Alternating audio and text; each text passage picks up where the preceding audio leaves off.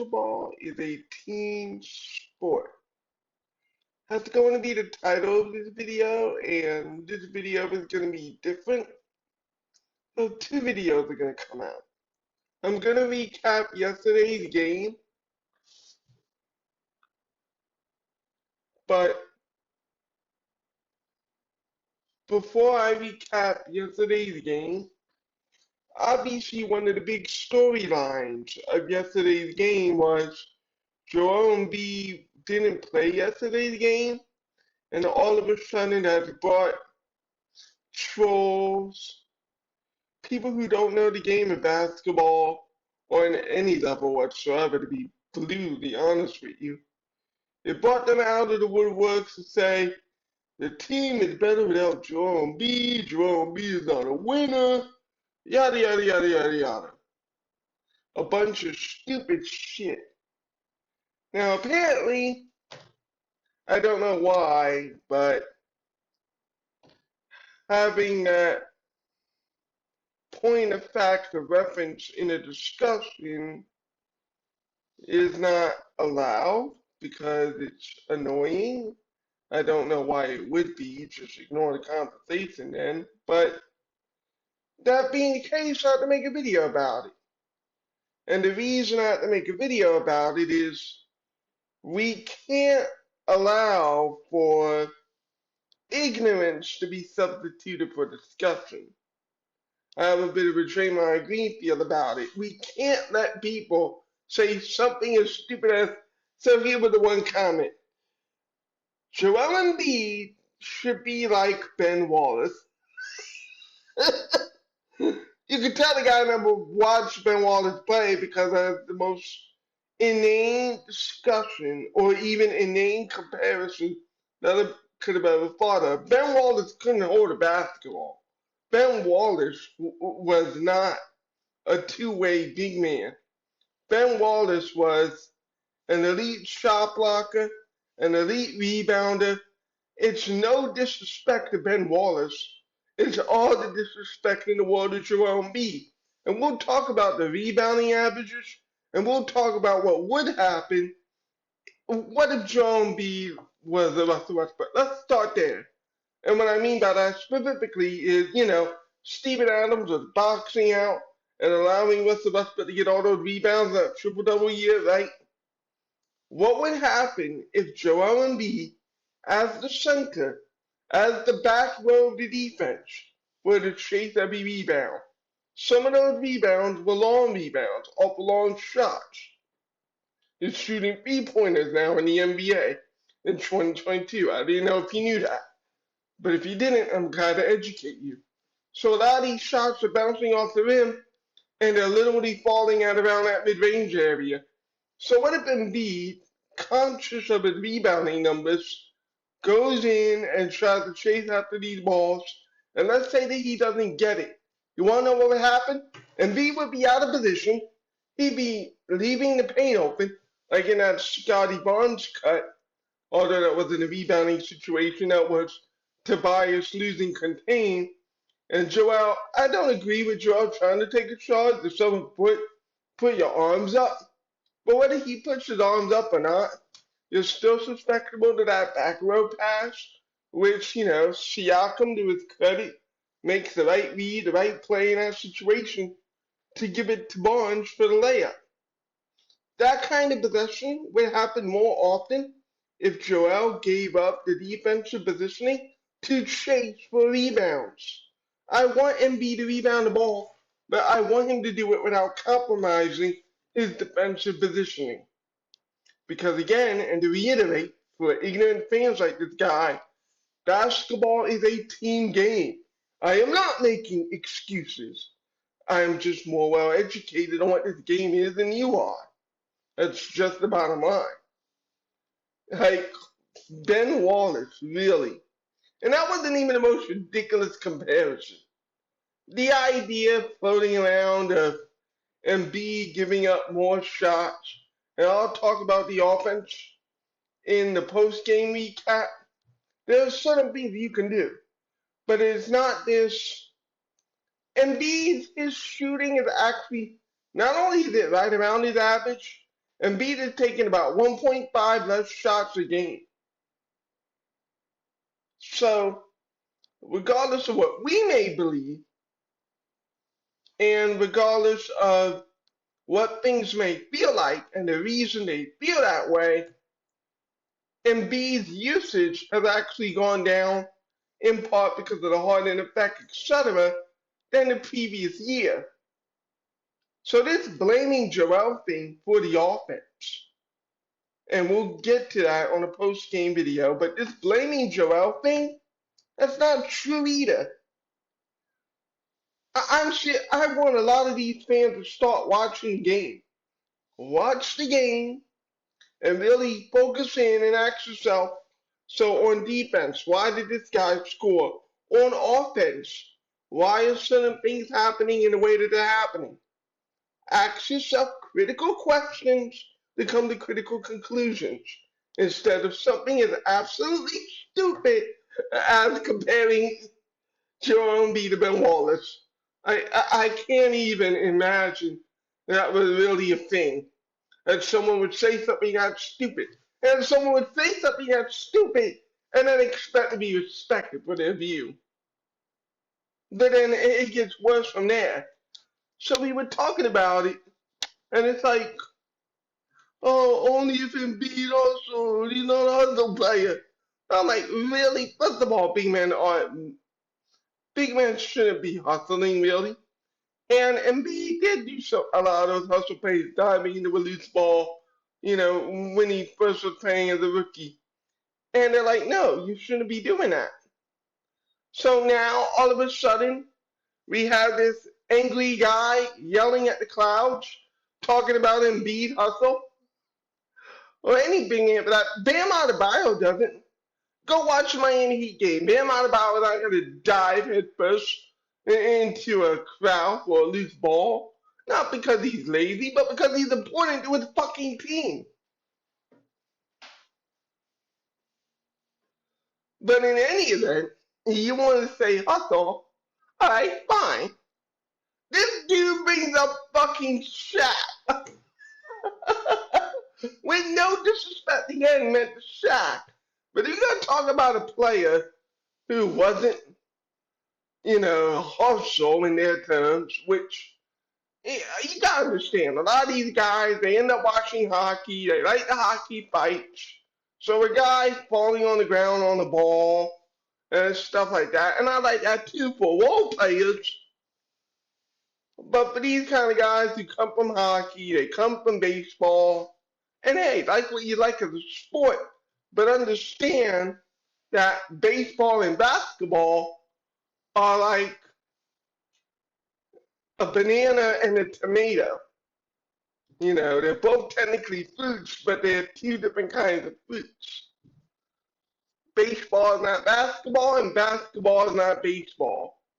You can see where there may be some similarity in sports. I think football and basketball are more similar. But even when you take similarities, you still have to acknowledge the differences in the game.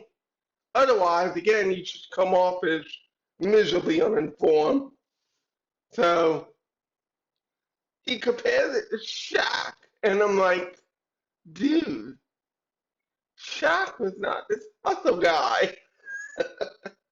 I mean, he was one of the greatest centers of all time. Don't get it twisted. But he wasn't this guy, and nor should he have been, is my greater point. But he wasn't this dive on the floor, Dennis Rodman, Draymond Green, etc. See, like, this guy just not making any sense. And then he's like, oh, Orlando Shaq. And immediately you catch the guy. I don't think he watched the Atlanta Magic with Shaquille O'Neal. I didn't either. It's something you go back in history. But this brings me to my great point about this video. Basketball is a team sport. 5 guys on your team, 5 guys on the other team, 10 players in total on a 90-foot court. That's what this game is. That's what it's always going to be. It's not a pitch and duel on the mound. It's not the quarterbacks in football. It's not none of that. This is the only sport where 10 players are competing simultaneously. Go look that word up in the dictionary on a basketball court. So, no, I'm not making excuses. I'm telling you the facts of the matter. You may not like those facts. You may not even want to agree with those facts, but that doesn't change that they're the facts. So, Orlando Shaq, let's visit this one. The Orlando Magic, their two best players during that year, not named Shaquille O'Neal. Penny Hardaway, it was all right, yeah, but even Shaq himself said it. It was the worst. Nick Anderson may or may not be in the Hall of Fame. I'm sorry, Tim Hardaway or Penny Hardaway. You get them confused. Actually, it was Penny Hardaway, and it was Nick Anderson. Nick Anderson was okay. Had like a good sophomore, junior year in the league, if you will, and then Nick Anderson fell off the face of the earth. Penny Hardaway was an all-star guard. You know, he was a prolific scorer for his time, but he never really accomplished anything. Think about that. He was the only guy, the only one to play next to Shaquille O'Neal, and ultimately, you just got to the finals to be made fun of by the Houston Rockets. Now, my point to this is that this troll, were he really a fan at that time, most likely would have blamed Shaq for losing to Hakeem. But again, it's a team game. I had to look back at it, but I don't think that Penny Hardaway had a particularly good series against the Houston Rockets. Guys like Nick Anderson, I don't even remember 3/4 of those teams, which in of itself to prove the point. No one talks about the, what was it, like 95, 96 Orlando Magic. No one talks about them. That was the aberration year before Michael's final title. No one cares. The Shaq Orlando Magic were literally a footnote in NBA history. Because again, Penny Hardaway and Nick Anderson, go ask the Magic fan who was at that time, and they'll tell you we had no business with the Houston Rockets. We had no business being on the same floor. They had Hakeem Olajuwon, they had Sam Cassell, Kenny DeJet Smith, the Rockets, and they had Robert Ory at that time. The Houston Rockets were 10 times the team the Atlanta Magic were. That's why they got swept. This guy would have blamed Shaq for the Magic getting swept. But that leads to the question, why did Shaq choose not to be signed with Orlando, but then went to LA? Well, in the 96 NBA draft, the Lakers famously, of course, traded Vlade Divac in what will now be known as one of the most lopsided deals in NBA history for future Hall of Famer Kobe Bryant. And by that point, in 99 and 2000, Kobe is in his like third or fourth year in the league. He's starting to make noise. You know, they had Eddie Jones and Nick Van Exel. That was a pretty damn good Laker team. And so Shaq joined that Laker team, and then all of a sudden, you know, you get a Derek Fisher, you get a Rick Fox, Robert Ory comes over to the Lakers, and that's how you form that 2001-2004 dynasty. So Shaq was an integral part of those Phil Jackson Lakers, but it wasn't Shaq alone. I digress for the history lesson, but it's more to my point that even Shaquille on the Lakers had help. The 2014, the last team that made it, considered an underachiever by Laker fan standards.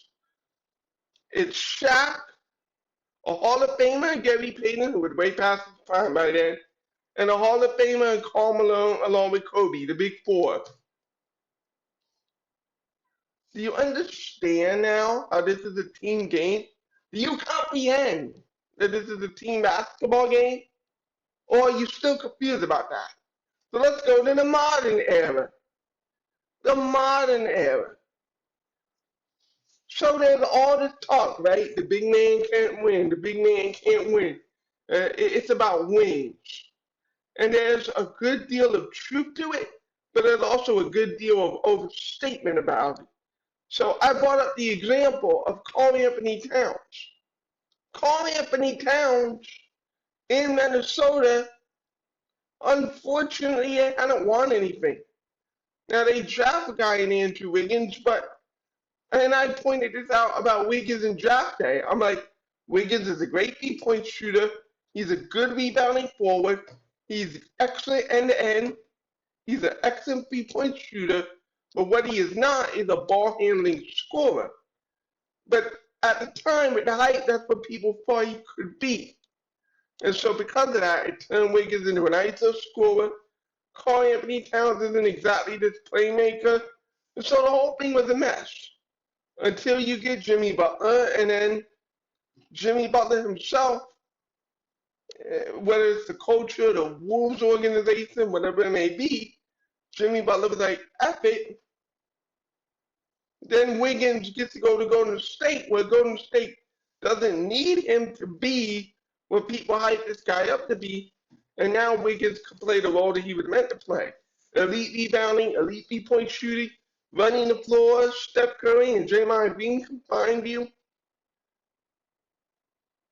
Do you see how this is a team game? Wiggins, who was part of the bus, who was fought as a terrible player, a barely decent isolation scorer, but the Timberwolves weren't getting anywhere. This guy goes to Golden State, and all of a sudden he could play his game, his brand of basketball, what truly made him special if people want to focus on this, oh, you're going to be this great thing, when that didn't fit the player's skill set. So it's two things. Number one, it's a team game, and number two, it's a player's skill set. You can't make these statements like, Embiid is not a winner, Jokic is not a winner, Karl Anthony Towns is not a winner, without understanding the circumstances that each individual player is on. And I'll admit that I'm guilty of a little bit of it because I wanted Joel Embiid to be MVP, but let's focus on Nikola Jokic for a little bit. So, okay, Nikola Jokic, everybody knows that his defense in the paint is less than desirable, particularly on pick-and-roll coverages. That is a weakness of Nikola Jokic, and that's fine. You build around it and you try to complement it. And that's what the Nuggets did with Aaron Gordon. We don't have an Aaron Gordon on this team, to be frank, a 6'9" forward who can defend multiple positions, who can also be a threat to catch lobs, etc. I think Paul B can develop into that, but he can't develop if he can't get on the floor. So I feel like Paul B is going to end up having a better career outside of Philadelphia, which is unfortunate, but hey, we're trying to win now. So they put Aaron Gordon next to Nikola Jokic in the front court. And the most important thing about Jamal Murray coming back, it isn't just Jamal Murray's offense. It's that Jamal Murray was an all-NBA defensive player. People forget that Jamal Murray is a two-way player, and he was one of the best two-way players in the league before getting hurt. So you add Jamal Murray back, all of a sudden, you have a lot of perimeter defense. You know, they have Bones Highland coming off the bench now, and that gives them a little more offense. And so the pieces start to fit around Jokic. Although I still honestly believe that you may never truly be able to fully cover for a deficiency in the defense by your five unless you have all NBA talent on the defensive end. And you do have Murray, but I think, you know, quote unquote, it's early. But I think fans are starting to die down now on the idea of, oh my God, the Nuggets are going to be the team. I don't think the Nuggets are quite at the level of the Suns. I think they're closer to the Mavericks.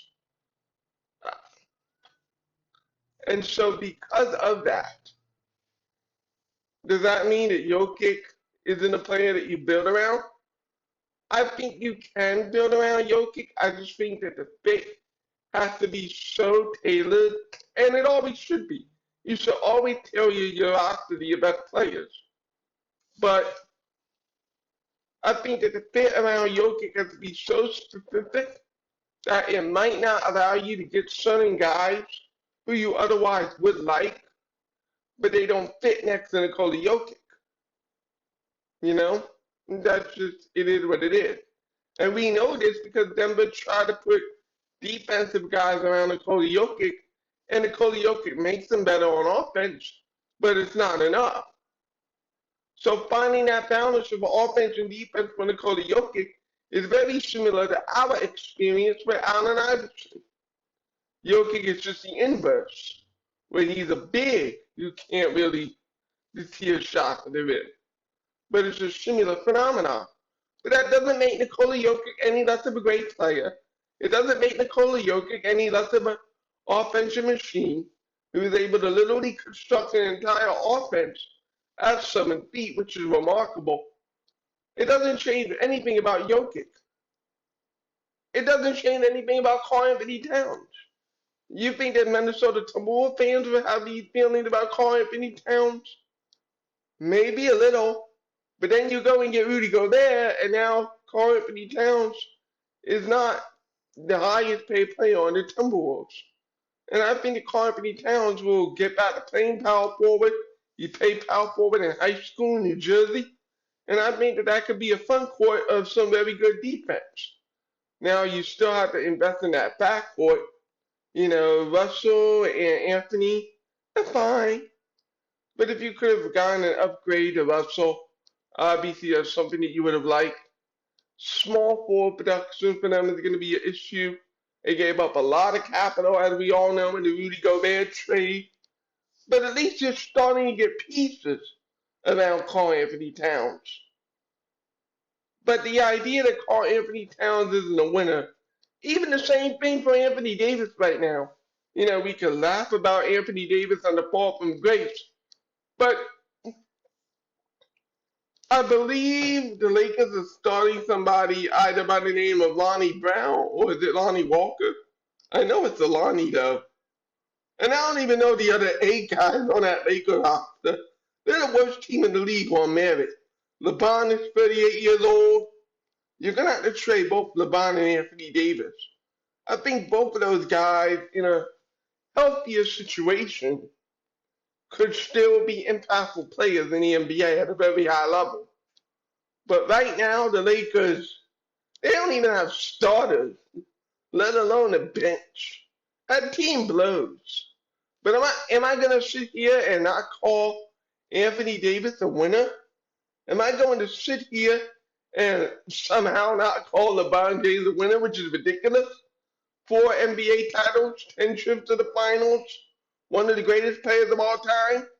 Am I going to sit here and make those comments? No, because I'm not ignorant. I'm not angry man yelling at the clouds. And most Laker fans aren't angry old men yelling at the clouds. Every Laker fan knows the Russell Westbrook trade was a mistake. The Russell Westbrook trade gave up what little youth he had left. Russell Westbrook is not a perimeter complement to either LeBron or AD. Russell Westbrook isn't really truly a scoring guard off the bench, not even a 6-man. He isn't a Derrick Rose because he doesn't have that shot. It's just an awful fit. Russell is either a starter or not at all. And when he's a starter, you need to have shooters around Russell Westbrook to make the most of what Russell Westbrook can do. It's an all-around terrible situation for Russell. It is. And it's a terrible situation for Laker fans too. But that is what happens when the GM made a bad move. Is that making an excuse for Russell Westbrook? Obviously, you're not playing up to par, but is that making an excuse for him?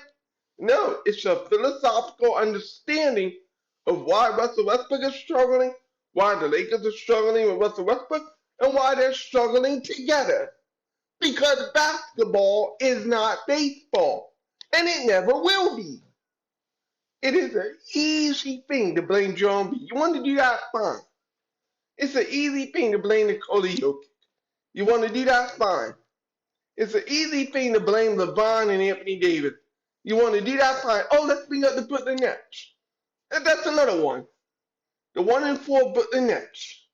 KD and Kyrie Irving are shooting the lights out. But the Nets are 1-4 and the defense is bad. Why? Because you can't play Ben and Claxton together, and Ben Simmons is not a big man. See, people need to start thinking, and even I blame ESPN a lot for this. You know the strengths and weaknesses of these players.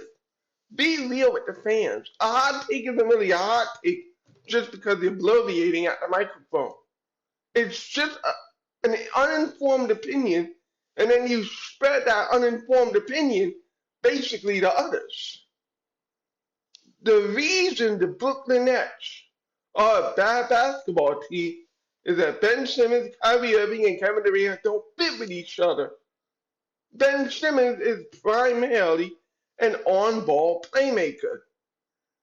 Although you have to use the word on-ball here with a little bit of a asterisk because it means on-ball and that he carries the ball off a rebound, carries the ball off an initial pass and sprint down the court. Not on-ball as in offensive creator with the ball, but he has to hold the ball to pass it to somebody, obviously. But he has no off-ball function. It's the same thing for Kevin Durant. It's the same thing for Kyrie Irving. Kyrie Irving is not a point guard. Kevin Durant can make some plays here and there, but that's not what he wants to do. He wants to be a scoring forward. So when you think about all three of these guys' games, not even thinking about mental issues or the likes or whatever, just thinking about their games should show you, should tell you that these three players don't fit together. Add to that the center situation, and Ben Simmons fit with centers, and you have the classic makings of a very bad basketball team. No matter how much Kyrie Irving is going to be showtime. The Nets are going to continue to lose games. They're going to be 15-29 at the trade deadline. Kevin Durant will probably be traded. That's the approximation for the Brooklyn Nets. And I'm not making excuses there either. I'm telling you the truth of the matter. That's just reality. But does that make Kevin Durant a loser? Not necessarily, no. I do think that Kevin Durant, from that team leader, team captain, I think he's finding out that the whole grass is green on the other side. You may have had a thing with Draymond, but it's not even so much. You want to go from Golden State, build your own team, fine. But it was a choice of doing it with Kyrie Irving that ultimately ended up being his downfall. And this is even more so for Kyrie Irving. And Bill Simmons brought this up. Kyrie Irving may be the most overrated player in the league. What was Kyrie Irving before LeBron? Well, before LeBron went to Cleveland, the only thing Kyrie Irving is known for is being not even a playoff guy. They were in the lottery every year with Kyrie Irving. I guarantee you, by that point especially, and I know I did say that it's a team game, and it is. It's not like they had great talent around Kyrie Irving, but as you see with the Nets, Kyrie Irving, and even with Boston, I didn't even discuss the Boston fallout with Kyrie Irving, but the fact is that Kyrie Irving doesn't make players better. The only time that Kyrie Irving literally has had a successful, healthy playoff run is when LeBron James was in Cleveland. Seriously, that's it. Like, Kyrie Irving was so disruptive to the Boston Celtics. If you ask Boston Celtics fans right now, they'll tell you, and it's true, that they feel that Jason Tatum was held back and Jaylen Brown was held back by Kyrie Irving. That's one part of the reason why the animosity between Kyrie Irving and Celtic fans is so great. Because in their minds, rightly so, Kyrie Irving may have kept them from a championship. Do you see now all this pitch? This idea that the superstar of the team has to carry, it's the superstar's fault if we lose. You know, it reminds me of that article from the Philly Inquirer I criticized Joel Embiid on this point. And credit to AI. AI spoke with John Clark of NBC Sports Philadelphia during the playoff run last year, and AI directly told John Clark that if we lost that series in Miami, Joel would be the focal point of the criticism. James Harden, although deservedly in some regards, in my opinion, would be pointed at the criticism. And it's because of the people yelling at the clouds who do not know anything about this game, who know nothing about this sport, and just make ignorant comments to literally just bash these superstars, whether it's Embiid, whether it's Jokic, whether it's hell, it even happened to Tyrese Maxey. Tyrese Maxey's defense. Or maybe we should bring Tyrese Maxey off the bench and the like. And it's like, it's not Tyrese's fault that our offensive playbook is not as expansive as it could be. And I do think Tyrese could be better at defense, but we don't have a small forward who can literally cut off driving lanes and help Tyrese Maxey, help the helper. You don't have that at the wings because they're too slow. Again, basketball is not baseball. Basketball will never be baseball, ever. It will never have that. There is no pitcher duel, there is no quarterback duel. It is a 10-player game on the court, 12 men active on game day. That's what it is. You may not like it, you may hate it, but it's the facts. And we can either accept facts or we can ignore them. But what we can't allow is disinformation. So this will effectively have gone on 32 minutes, but it needed to be said. Everything needed to go down the way it went down. Because you can't allow for what happened. Because if we let ignorant comments continue like that, then the game of basketball will go in a negative place. And I love this game too much for guys to just make comments about the game that don't resonate and that don't make sense.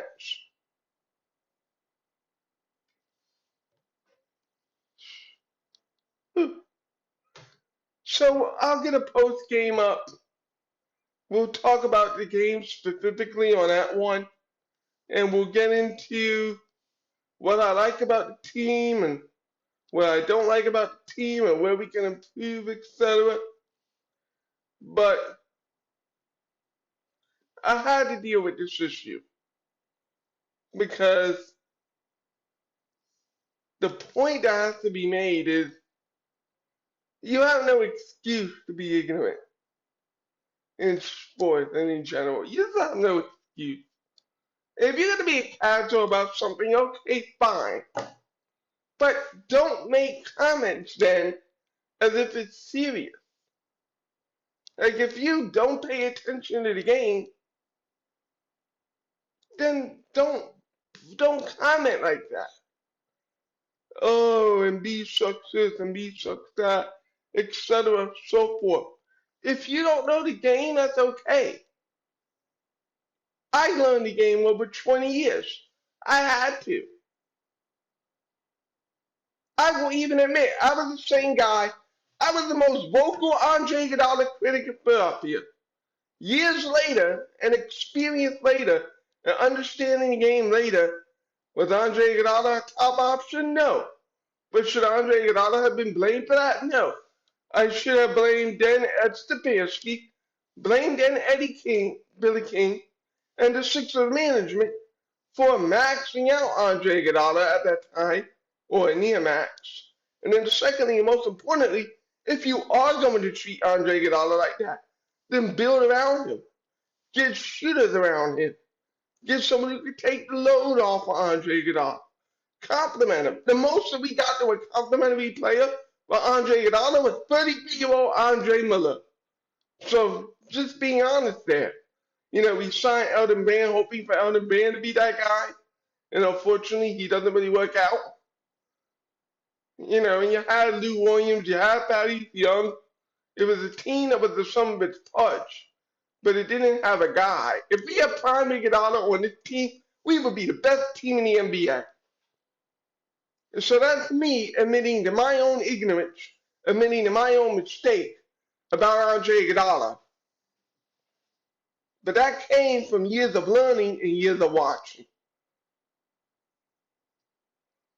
So to avoid the future where players get slandered inappropriately, my ultimate point is this is a team game, learn about it. Because it's beautiful. You can run all different kinds of styles. You can do all different kinds of things with the ball. You can do a hell of a lot in the game of basketball. Just appreciate the sport. That's all. Six of the Universe, signing off.